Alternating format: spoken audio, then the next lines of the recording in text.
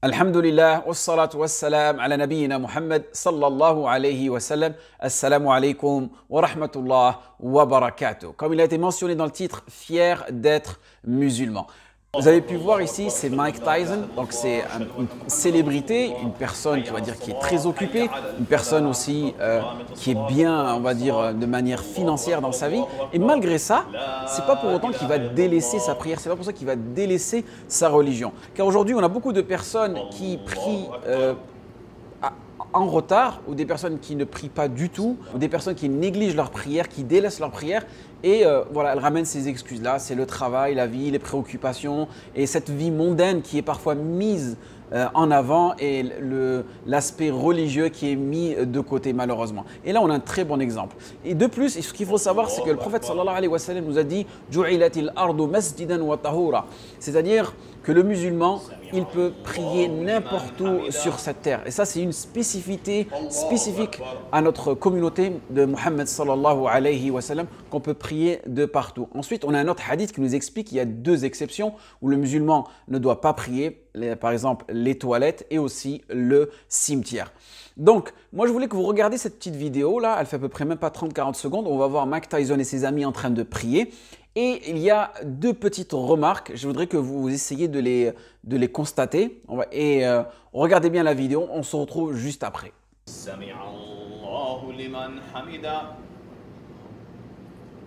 Allahu Akbar.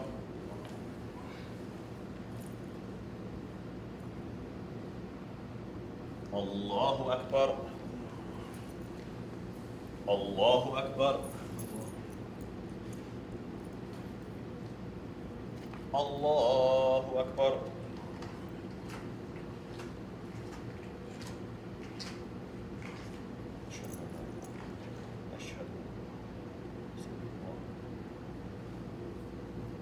Allahu Akbar. Donc, comme vous avez pu voir dans cette vidéo-là, on voit Mike Tyson à un moment, lorsqu'il est en position de prosternation, c'est-à-dire soujoud, on voit que son nez, légèrement, il ne touche pas le sol. Et le musulman, il a été, comme a été mentionné dans le hadith du prophète sallam, il lui a été ordonné de se prosterner sur cette partie de son corps, d'accord? Donc, le front, les deux mains, les deux genoux et les deux pieds. Et certains savants ont mis une condition que le nez doit toucher le sol. D'accord? Donc, le musulman, par précaution, son nez doit essayer de toucher le sol, doit toucher même le sol durant le soujoud, à part s'il a une excuse valable.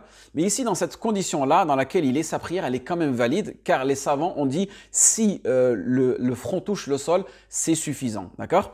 Ensuite, la deuxième remarque, c'est lorsqu'on regarde l'imam, d'accord? Celui qui va diriger la prière. Lorsqu'il est en position debout, on voit bien que son short, il arrive au genou, d'accord? Et il faut savoir que l'awra durant la prière, d'accord? L'awra durant la prière, c'est que le musulman doit être couvert de ses épaules jusqu'aux genoux. Est-ce que les genoux sont inclus ou pas? La plupart des savants disent que les genoux ne sont pas inclus. Par contre, ici, il faut faire très attention. C'est lorsque on est en état de prière, généralement, lorsqu'on est debout comme dans la vidéo, le short, il est juste au-dessous des genoux, ou il est sur les genoux. Mais le problème, c'est lorsqu'on est en position assise, qu'est-ce qui se passe? Généralement, le short se retire juste un petit peu et là, la cuisse, elle est dévoilée.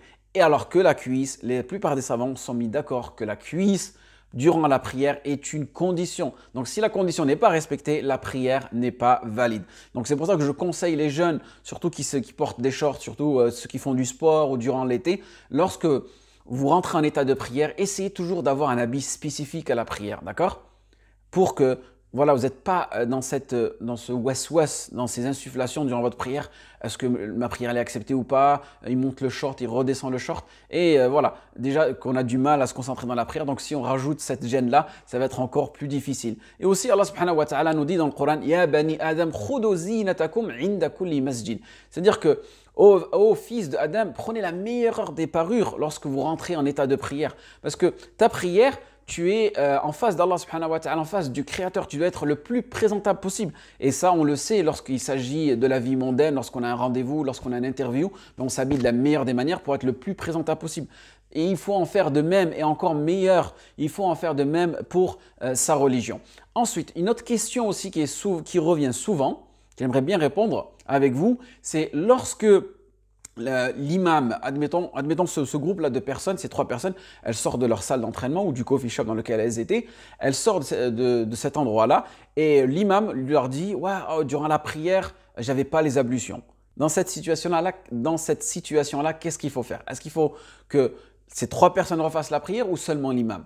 La plupart des savants disent que ici, c'est seulement l'imam qui doit refaire la prière. Pourquoi? Parce que les personnes qui priaient derrière l'imam, elles n'avaient pas cette connaissance-là. Elles ne savaient pas que l'imam n'avait pas ses ablutions. Donc, qui doit refaire la prière? Seulement l'imam.